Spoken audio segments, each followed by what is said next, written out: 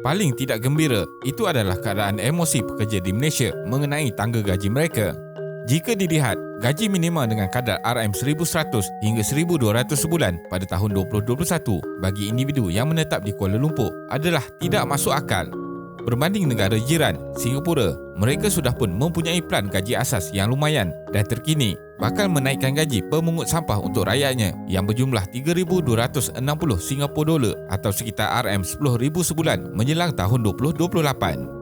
Bukan itu sahaja, pekerja di Malaysia juga terbeban dengan kos sara hidup yang kian meningkat secara mendadak dengan kadar upah pekerja yang masih dianggarkan tidak berubah seperti 10 tahun yang lalu. Dengan komitmen bulanan yang perlu dibayar bagi menampung keperluan asas, wang simpanan, insurans perlindungan dan kesihatan, jumlah tersebut sangat tidak wajar dan membebankan rakyat. Jadi, dalam video kali ini, kita akan melihat kenapa gaji di Malaysia kekal rendah dan tidak naik seperti negara lain. Teruskan menonton. Tahun lalu, kita digemparkan dengan laporan daripada Jabatan Perangkaan Malaysia yang menggambarkan trend penurunan yang agak ketara terhadap kadar upah graduan baru pada tahun 2020 berbanding tahun sebelumnya. Ia menunjukkan kejatuhan kadar julat upah daripada RM2,001 hingga RM2,500 pada tahun 2019 kepada RM1,001 hingga RM1,500 pada tahun 2020. Tidak dinafikan, kesan pandemik COVID-19 yang melanda dunia merupakan antara penyumbang utama keadaan ini berlaku. Apabila ekonomi negara menguncup pada kadar 5.6%, ini menandakan kelembapan aktiviti dalam ekonomi dan perniagaan. Ia bukan sahaja mengakibatkan kadar pengangguran meningkat, bahkan inflasi negatif atau deflasi juga berlaku. Pada tahun 2020, kadar inflasi negara pada negatif 1.2% dan deflasi yang berlaku ini sebenarnya lebih buruk daripada inflasi. Antara kesan daripadanya ialah kadar upah tidak meningkat dan lebih tenat berlakunya penguncupan dalam pertumbuhan kadar upah. Jadi inilah antara penjelasan kenapa kadar upah graduan baru pada tahun 2020 jatuh pada tahap gaji minimum. Namun perlu difahami, isu kadar upah rendah terutama dalam kalangan graduan bukanlah satu isu baru. Ia antara isu struktur utama dalam ekonomi Malaysia walaupun sebelum penularan pandemik COVID-19 lagi. Isu ini menjadi lebih serius terutamanya apabila negara menghadapi cabaran revolusi industri 4.0 yang memerlukan rangka dasar penyelesaian komprehensif dan menyeluruh berbentuk jangka sederhana dan panjang. Disebabkan inilah kenapa pentingnya untuk negara melalui riset dalam ekonomi Malaysia pasca pandemik COVID-19. Pendapatan rendah untuk graduan baru Malaysia merupakan isu yang telah lama berlarutan, berikutan kekurangan pekerjaan mahir dan bergaji tinggi di negara ini dan bukan disebabkan sepenuhnya oleh pandemik COVID-19. Menurut teori ekonomi moden, pertumbuhan upah harus berkadar dengan produktiviti. 62.5% pekerja termasuk graduan yang diambil bekerja pada tahun 2020 menerima gaji asas antara RM1,200 hingga RM1,499 sebulan. Secara teori, kadar upah buruh ditentukan kuasa pasaran, namun secara realitinya, pasaran adalah tidak sempurna. Persoalannya, kenapa kadar upah di negara ini tidak meningkat pada kadar sepatutnya? Gaji permulaan yang rendah. Keadaan ekonomi apabila seseorang mula bekerja adalah sangat penting. Kemelesetan ekonomi yang berlaku sekaligus akan mengurangkan peluang pekerjaan dan cenderung untuk berlaku penindasan gaji.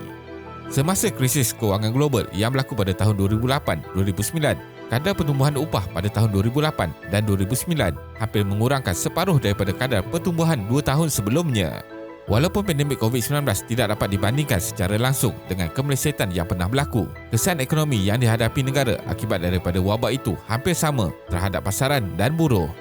Kesan daripada gaji permulaan yang rendah ini akan menyebabkan seseorang individu terpaksa bekerja keras untuk mencapai ke tahap gaji yang lebih tinggi walaupun dengan pengalaman yang ada. Ditambah pula dengan isu kenaikan harga barang yang semakin membebankan. Sememangnya tahap permulaan gaji seseorang semasa baru mula menceburi bidang pekerjaan adalah sangat penting. Kebergantungan terhadap tenaga buruh asing. Satu lagi, punca utama kadar upah di negara ini agak rendah disebabkan kebergantungan terhadap tenaga buruh asing kurang mahir dalam pasaran buruh. Inilah isu struktur yang perlu diatasi dengan segera dalam bentuk jangka sederhana dan panjang. Malaysia perlu membentuk ekosistem bukan sahaja dapat mengurangkan kebergantungan kepada buruh asing kurang mahir, bahkan dapat menarik pekerja mahir bekerja di sini sama ada tempatan atau antarabangsa. Ini boleh dilakukan dengan menggalakkan aktiviti pelaburan langsung asing (FDI) dan aktiviti eksport negara pada masa hadapan.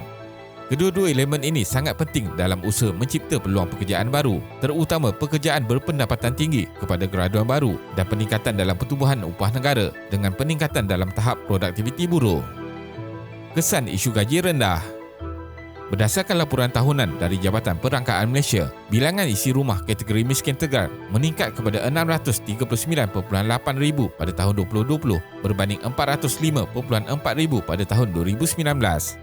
Apa yang membimbangkan lagi adalah apabila masih ramai lagi pekerja di Malaysia memperoleh gaji yang rendah, iaitu di bawah paras pendapatan garis kemiskinan negara sebanyak RM2,208. Dalam masa yang sama, jurang pendapatan antara kelompok yang bergaji tinggi dan kelompok yang bergaji rendah juga semakin tinggi. Jurang pendapatan ini adalah tidak sihat kerana ianya merupakan pengukur kepada pengagihan kekayaan, kenaikan pangkat dan peluang pekerjaan yang tidak seimbang antara semua golongan. Hal ini adalah satu kebimbangan besar, juga merupakan indikator yang menggambarkan kelemahan pengurusan ekonomi negara yang kurang agresif dan produktif. Fenomena brain drain merujuk kepada proses di mana sesebuah negara kehilangan pekerja yang berpendidikan tinggi dan berbakat ke negara lain melalui penghijrahan. Atau dengan kata lebih mudah, ia merujuk kepada proses migrasi besar-besaran atau penghijrahan individu yang berkemahiran ke luar negara. Fenomena ini boleh berlaku akibat kegelisahan di dalam negara, kewujudan peluang profesional yang lebih menggalakkan di negara lain atau dari keinginan individu untuk mencari taraf hidup yang lebih tinggi. Brain drain menyebabkan negara, industri dan organisasi kehilangan sebahagian besar daripada individu berharga. Istilah ini sering menggambarkan pemergian sejumlah kumpulan doktor, para profesional kesihatan, saintis, jurutera maupun profesional kewangan ke negara luar untuk berkhidmat di sana. Menurut sebuah kajian oleh Agensi Pekerjaan untuk tahun 2020, para pekerja di Malaysia adalah yang paling tidak gembira di Asia apabila melibatkan pendapatan. Kaji selidik itu menunjukkan bahawa 46% daripada rakyat Malaysia sama ada tidak berpuas hati atau sangat tidak berpuas hati dengan gaji mereka. Tinjauan itu juga mendapati bahawa dengan peratusan 24%, Malaysia dilaporkan mempunyai jumlah pekerja tertinggi di Asia yang meminta kenaikan gaji tetapi tidak menerimanya. Kesimpulannya, isu kadar upah rendah ini, terutamanya dalam kalangan graduan muda, perlu diberi keutamaan segera kerana membabitkan isu ekonomi dan sosial. Ia melibatkan pelbagai perkara, termasuklah peningkatan kos sara hidup, kenaikan hutang isi rumah dan implikasi negatif kepada emosi, psikologi, identiti serta maruah harga diri seseorang pada masa hadapan. Isu ini tidak boleh dipandang remeh kerana ianya mencerminkan realiti sebenar bahawa kemajuan rakyat adalah cerminan kepada kemajuan sesebuah negara. Tidak mustahil satu hari nanti, nilai mata wang Malaysia semakin susut, harga barang kekal melonjak naik, namun gaji minima masih berada di tahap yang sama. Terima kasih kerana menonton dan jangan lupa subscribe. Jumpa lagi.